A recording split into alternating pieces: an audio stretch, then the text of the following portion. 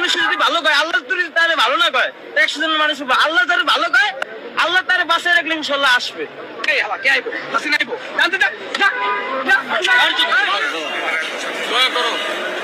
মানুষ দোয়া করতেছে, শেখ হাসিনা আবারও ফিরে আসবে। মানুষ দোয়া করতেছে, দোয়া করতেছে। মানুষ দেখেন আজকের ঘটনাগুলি বলি, এগুলি বলতে হবে। রাতে আলিয়া মাদ্রাসায় রণক্ষেত্র, আচ্ছা, তারপরে মানিকগঞ্জে বাউলের উপরে জিহাদিদের আক্রমণ এবং বাউলরা দৌড়ে পানিতে পড়ছে, সেখানে আপনার ঢিল মারতেছে, ঠিক আছে। গাজীপুরে বাণিজ্য মেলায় গান শুরু হয়েছে যখন, তখন সেখানে জিহাদিদের আক্রমণ। টিটিবির কলেজে ছাত্রদল ছাত্র শিবিরের বিশাল সংঘর্ষ, পরে শুনলাম ছাত্রদলকে নাকি ওখান থেকে উচ্ছেদ করে দিছে। আচ্ছা, তারপরে এই যে দেখেন মব, উন্মুক্ত মাঠে এক নারীকে ধর্ষণ করা হয়েছে, এটা ভিডিও বের হয়েছে উন্মুক্ত মাঠে।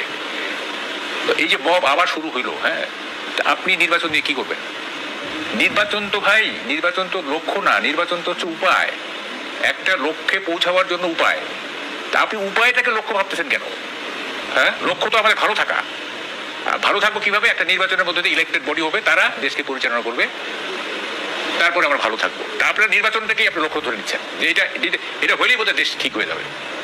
এত সোজা যে জায়গায় নিয়ে যাওয়া হয়েছে 15 মাসে, এত সোজা নির্বাচন হলেই, প্রথম কথা হচ্ছে নির্বাচন হবে, ভালো হবে কিনা বা আদৌ হবে কিনা, এটাও তো একটা কোশ্চেন মার্ক। হ্যাঁ, এই যখন অবস্থা তখন কি হচ্ছে, সেনাবাহিনীকে থোড়াই কেয়ার করতেছে জনতা, ক্রুদ্ধ জনতা, পুলিশের উপরে পুলিশের গায়ে হাত দিচ্ছে, পুলিশের উপরে এক্সপ্লোসিভ নিক্ষেপ হচ্ছে, সেনাবাহিনী কোণঠাসা হয়ে আছে। মানে এই চিত্রের যে চিত্রগুলি বলো, এটার বিপরীতে আইন শৃঙ্খলা বাহিনীর এই অবস্থা। তা আপনি নির্বাচনটা করবেন কিভাবে?